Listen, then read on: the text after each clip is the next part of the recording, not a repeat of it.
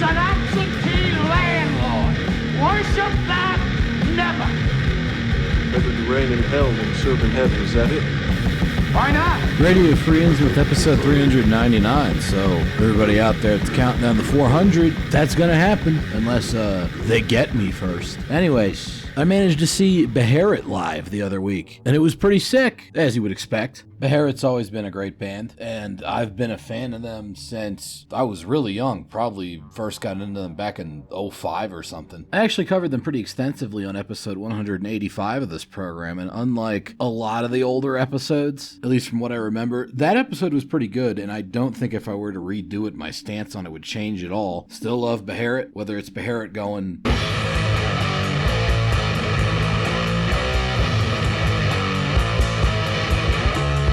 or Beherit doing something more along the lines of...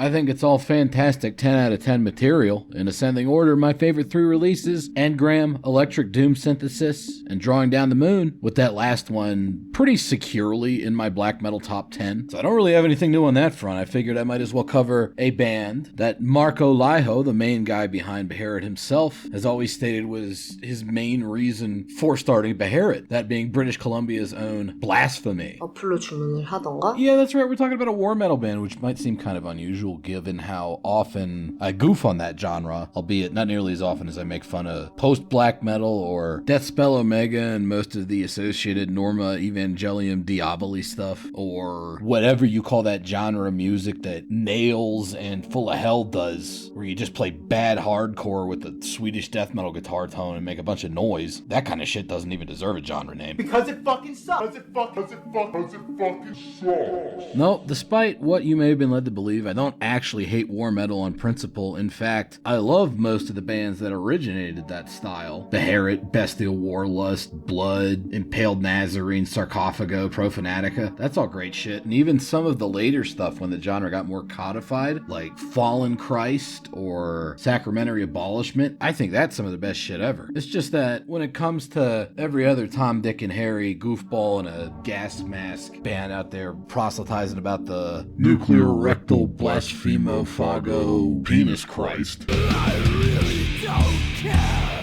Shit just kind of runs together for me. But that's definitely not the fault of actual good war metal bands. And Blasphemy are definitely one of those, if not the first one of those, depending on whether or not you're willing to jump all the way back to Sarcophago, or if you consider the first Blood album to be more of a grindcore album or a black metal one. Whatever the case, they're definitely the most widely imitated, to the point where most of the rest of the war metal genre just sounds like a Blasphemy knockoff. And there's a reason they're so widely cloned, is because Blasphemy is some really fucking good shit. Now, if you're unfamiliar with war metal, here's what that looks like. Let me show you its features. You basically take the most chaotic aspects of old school grindcore. Think of something like Agathocles.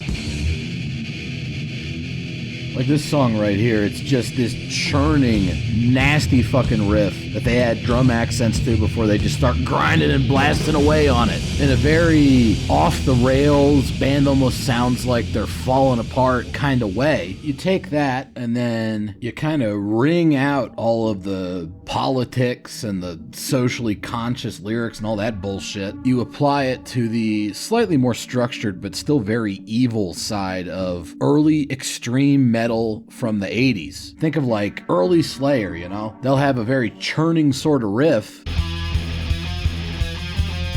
you know, like that one, but instead of just grinding away at it, they also throw a bit of a counterpoint phrase to it. Might go something like...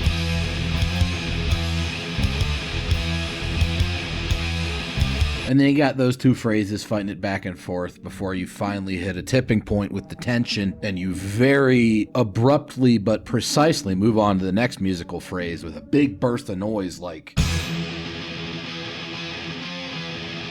And then the rest of the song continues to build up themes from there. You take that barbaric but also surprisingly complex approach and you combine it with the nearly falling apart level of extremity of that early grindcore stuff, you get war metal. In fact, there's a Blasphemy song on their first album that literally demonstrates that technique almost exactly. In fact, I'll be damned if that ain't almost the same exact riff from that Agathocles song, and they even do the same thing with the drum accents. I'm not actually sure who came up with this riff first. Whoever wrote it, they did a good job. Also, Blasphemy is a pretty unique sounding, at least for the time period, sort of vocal approach. These almost whispered sort of screams, very sepulchral and evil sounding. And then here's the counterpoint riff in that Slayer fashion. It's got two different drum beats they utilize under it, both of which are very sadistic. And then the big burst of noise into a more declarative sort of riff. These really big, epic, turnaround kind of statement riffs. Very important for Blasphemy, as is the Slayer, but on extremely potent uppers style of wildly dissonant guitar soloing. Also, you notice the riff underneath is actually the opening riff played backwards. And then that really potent sort of declarative statement of intent, slightly slower riff from earlier jumps back in a very abrupt but very calculated fashion. That's what you can expect from Blasphemy, and usually if you're starting out with Blasphemy, you're starting out with the first album because that's the one everybody talks about, Fallen Angel of Doom, and yeah, it's pretty essential. It's also got one of the most iconic instrumental intros of all time on a black metal album, that being Winds of the Black Gods. Fenris from Darkthrone actually used this intro track on his Best of Old School black metal compilation, and then proceeded to not include any of Blasphemy's actual black metal on said compilation, but who can fucking figure that guy out? Definitely does a great job setting up a satanic, evil atmosphere, which is then capitalized on when the actual black metal starts with a very churning, grindy sort of riff that then moves into something of an almost early death metal kind of phrase before you get hit with that burst of noise. That's some savage fucking shit. Then back into death metal with a heavy emphasis on snare hits before it slows down, or, slows down for fucking Blasphemy, which isn't really that slow, but is certainly fucking heavy. Watch this bit. Very well orchestrated, sort of descending, chromatic groove kind of riff. Very much feels like you're descending into hell. There's quite a few points in the more substantial Blasphemy songs like this one where you get hit with these slower parts that more than anything else feel like you're getting up to the top of the hill on the roller coaster, just holding your breath knowing that you're inevitably going to drop down at top speed. Like that. In fact, the slower parts are actually maybe the most purely black metal aspect of Blasphemy's sound. I've been talking so much about death metal and grindcore. They're definitely a black metal band of the oldest school, because these slower parts have a lot in common with the very first fucking black metal band, Venom. In that addition to sounding very threatening, they also almost feel kind of sarcastic. I'm thinking of stuff like...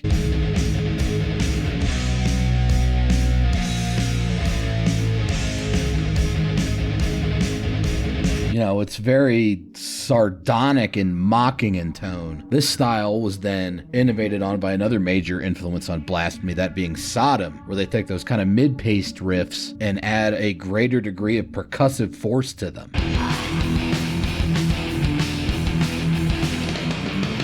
And then they'll kind of use parts like that to offset the faster, almost ambient black metal parts in their very early material with stuff like...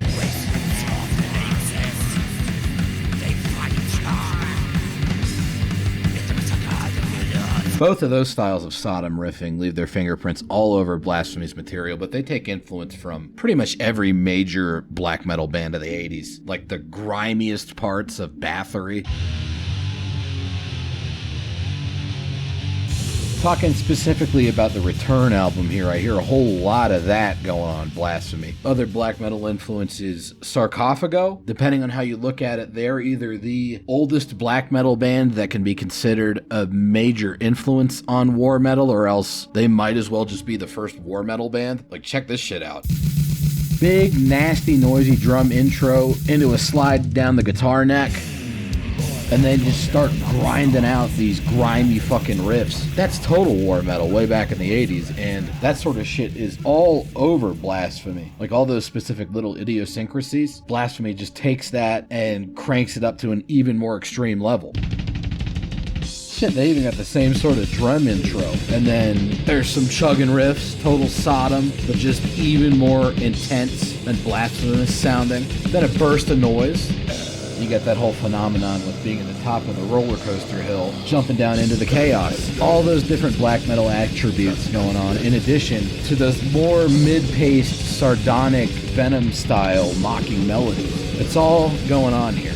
Actually, this juxtaposition of riffs coming up is pretty interesting because you can see them go from that Venom style of mocking melody into the more aggressive, percussive Sodom style. And this is why for a lot of people, war metal is perhaps the most true style of extreme metal, because it's like everything extreme from the 80s all mince-chord together into one genre of music, which can often end up sounding like complete shit when a less talented band does it. But luckily, Blasphemy are very good songwriters, and they're able to pull off such an obscenely intense mixture. Over the course of 3 albums, kind of. There's Fallen Angel of Doom, that's the debut album. There's Gods of War, that's the sophomore album, but there's actually a release called Blood Upon the Altar that was recorded before Fallen Angel of Doom, a demo of sorts that, depending on who you ask, is actually more album sounding than Fallen Angel of Doom is. I used to be one of the people that kind of liked Blood Upon the Altar more than Fallen Angel of Doom. Nowadays, I sort of prefer how intense the drumming is on Fallen Angel of Doom, but Blood Upon the Altar is still a great album or demo or whatever the fuck you want to call it.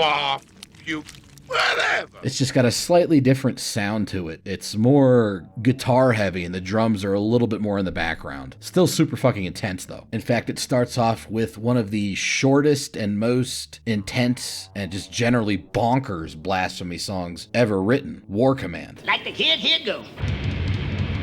Got that slimy sounding, churning sort of riff coming in, then the big burst of noise,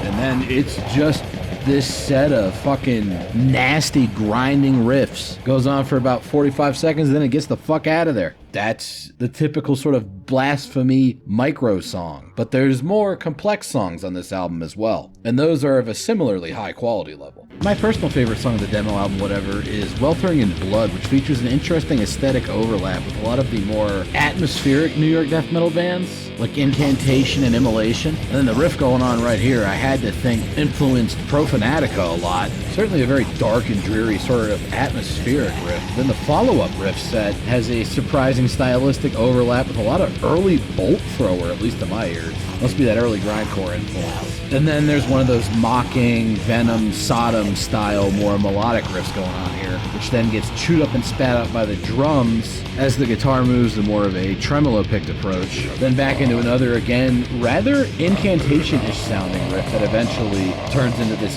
massive fucking Sodom break. One of the best break riffs in all of Blasphemy that takes us very nicely into the chaotic fucking solo. So despite the fact that it's this shorter kind of burst of noise type song, there's actually a lot going on with it structurally. Real solid black metal, war metal, black death metal, whatever you want to call it. Caller of the Storms, Nocturnal Grave Desecrator and Black Winds, 3 Black Hearts of Damnation and Impurity, and Traditional Sodomizer of the Goddess of Perversity did a great job on that early Blasphemy material, and yes, those are their real names. Very important to note that. Now you know. And that lineup took us through the era of Blood Upon the Altar and Fallen Angel of Doom. Now, when it came time to finally do their second album in 1993, Nocturnal Grave Desecrator and Black Wind switched over to just vocals full time. And they brought in a new bassist named Ace Gestapo Necrosleazer and Vaginal Commands. Jesus. And they put out my personal favorite Blasphemy release, the sophomore album, Gods of War. That takes probably my most said it in a minute type statement in this here episode, but I'm standing by it, because let me tell you something. Gods of War, that's the Blasphemy album, okay? That takes everything that was great about Blood Upon the Altar and Fallen Angel of Doom, goes even more nuts with it, and it's got a way heavier production. Check this shit out. See, that's how you start out this kind of album. Total fucking chaos. Then the riffs come in, and to my ears, maybe the production isn't as fucked up, but the actual riffs themselves, even more savage than on the earlier material. But that's not all you're getting, because the Sodom chugs on this release have become something entirely new. Something I can only describe as the Blasphemy chug, which you're hearing right now. It's like an even heavier take on 80s Bolt Thrower. And the way they come out of this particular chug section is super cool. This kind of like atmospheric, threatening sounding, sort of backing off with the gross fucking vocals before then sweeping back in for the kill with the fast shit again. It's so intense it almost becomes a parody of how crazy the earlier Blasphemy shit was. Like if you remember that whole micro song ideal from the Blood Upon the Altar demo with that War Command song, the title track on this album is that, but even more insane. This fucker is less than 30 seconds long.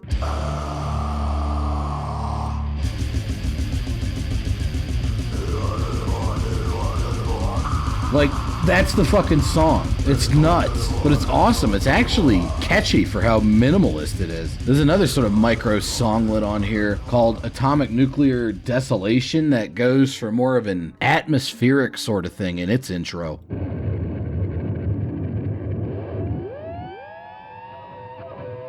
Like Azagthoth levels of whammy bar psychedelia melting your fucking face off before they come in with the fast grindcore riff.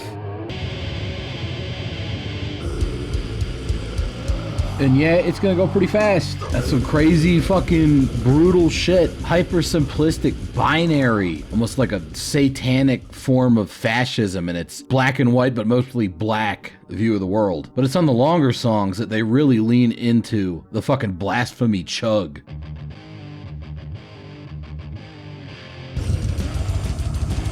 See, that's what's known in the business as the fucking good shit. And the follow-up riff is just as heavy. Total Blasphemy mission statement, taking all that 80s shit and just pushing it to its logical or rather illogical extremes. There's a lot of back and forth with the vocals on this release, with Nocturnal Grave Desecrator and Black Winds doing the main vocals. Ace Capo Necrosleazer comes in, does the backing vocals. He ended up taking over as the vocalist halfway through the tour for this album because him and Nocturnal Grave Desecrator couldn't get along. A couple of very angry and very bald Canadians.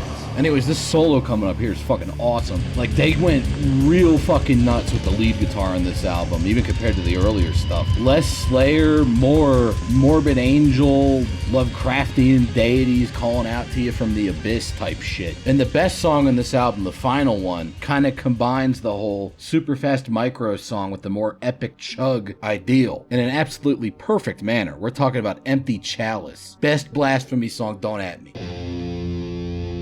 It starts out somewhat similar to Atomic Nuclear Desolation, being very droney, but in this case, there's more of a melody going on, less noise, which in a way ends up becoming more sinister, because it's like a perversion of normal music. Then the fast drums come in, and they slap you in the face with these fast fucking train wrecks piling up style riffs. The back and forth between the lead and backing vocals here is fucking awesome. And then this fucking riff is just crazy. It's like one of those perverted death metal riffs from their first album, but even more insane. And then the chug here is monumental. Listen to this.